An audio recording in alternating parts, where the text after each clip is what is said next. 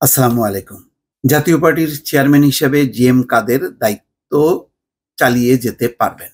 তো এতদিন কি আ দায়িত্ব তিনি পালন করতে পারেননি? অদ্ভুত ব্যাপার। মানে কে দায়িত্ব পালন করতে পারবেন, কে পারবেন না সেটাও এখন আদালতের হাতে বন্দী। আমি জানি না আমাদের এখানের মানে সবকিছু রাজনৈতিক সভা-সমাবেশের ক্ষেত্রে পুলিশের অনুমতি নিতে হবে। অনুমতি দিলেও সমাবেশ করা যাবে।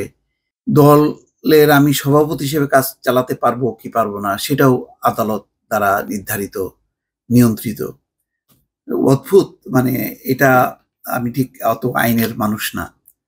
এগুলি কেন? কি কারণে? মানে রাজনীতি এত শৃঙ্খলবদ্ধ হবে কেন?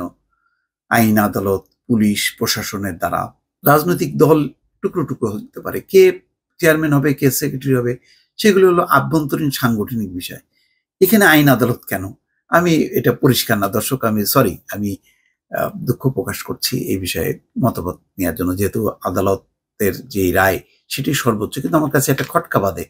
এরকম পরিস্থিতি তো বাংলাদেশ কখনো আ ফেস করেনি। রাজনৈতিক দলগুলো ওই আওয়ামী লীগ, বিএনপি আ সেই ছোটবেলাতে দেখে আসছি তারা রাজনৈতিক কার্যক্রম চালিয়ে যাচ্ছে, ভেঙেছে, দল থেকে বহিষ্কার হয়েছে, আলাদা দল হয়েছে। তো কই? এখানে তো আইন আদালত তো কখনো মানে নির্দেশনা দেয়নি। এখন কেন নির্দেশনা দিচ্ছে? এটা কি বেশি গণতন্ত্র, বেশি আইনের শাসন এই কারণে কি? যাক খবরটা হলো এই যে জাতীয় পার্টির চেয়ারম্যান হিসেবে জি.এম. কাদের দায়িত্ব পালনে হাইকোর্টের দেওয়া আদেশের বিরুদ্ধে করা লিভ টু আপিল খারিজ করে দিয়েছেন আপিল বিভাগ। এটা হচ্ছে সেই আ জিয়াউল হক মৃধা তিনি মামলাটি করেছিলেন। সেই মামলাটি মাঝে মধ্যেই দেখেছিলাম যে জি.এম. কাদের কখনো দায়িত্ব পালন করতে পারছেন না, আবার কখনো পারছেন। এরকম এই খেলাধুলা হইতে, হইতে আজকে দেখলাম যে আবার এই প্রসঙ্গটা সামনে আসলো। আপিল বিভাগের জ্যেষ্ঠ বিচারপতি এম ইনায়েতুর রহিমের নেতৃত্বাধীন ৪ সদস্যের আপিল বিভাগ রোববার এই আদেশ দেন।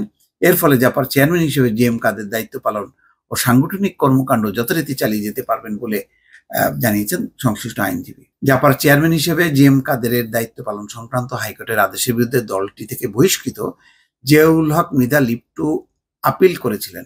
লিভ টু আপিলকারীর পক্ষে ৫ই মে আর্জি জানানো হয়েছিল। আদালত ১২ই মে শুনানির জন্য তারিখ রেখেছিল। এর ধারাবাহিকতায় আজ বিষয়টি ওঠে। কথা হলো যে জিয়াউল হক মৃধা দল থেকে বহিষ্কার হয়েছে। তো সে আদালতে যখন আপিল করলো ১ম এ তখনই তো এটা খারিজ করার ব্যাপার যে এটা আ আপনাদের দলের আভ্যন্তরীণ বিষয়। এটা এখানে আইন আদালত কেন? মানে এত জটিলতা কেন? মানে এরকম পদে, পদে যদি অ্যা রাজনৈতিক দলগুলো শৃঙ্খলাবদ্ধ হয়, তাহলে তো মুশকিল তার পক্ষে স্বাভাবিক কার্যক্রম চালিয়ে যেতে এবং পেছন থেকে কেউ কোনো ঘুঁটি নাড়ছে কিনা, একে সাইজ করা, ওকে টাইট দেয়া এই সমস্ত বিষয়ে প্রশ্ন জাগে মনে। আমি সিওর না আমার কাছে যেহেতু তথ্যপত্র নেই। কিন্তু অ আমার এটা এক ধরনের পারসেপশন। জাতীয় পার্টির এখন দায়িত্ব পালন করবেন সেই জাতীয় পার্টির কর্মকাণ্ড নিয়ে হাজারো প্রশ্ন থাকতে পারে। সেটা অন্য বিষয়। জাতীয় পার্টি আসলে যে ধরনের একটা ফেব্রিকেটেড দল হিসেবে পার্লামেন্টে এক ধরনের বায়বীয় মানে বিরোধী দল, এটা একটা হাস্যকর, অযৌক্তিক। সেটা নিয়ে অন্য বিতর্ক। কিন্তু এর মধ্যে আইন আদালত কেন অ আসলো যে কে চেয়ারম্যান হিসেবে দায়িত্ব পালন করতে পারবে কি পারবে না? অদ্ভুত। দর্শক ভালো থাকবেন। আল্লাহ হাফেজ।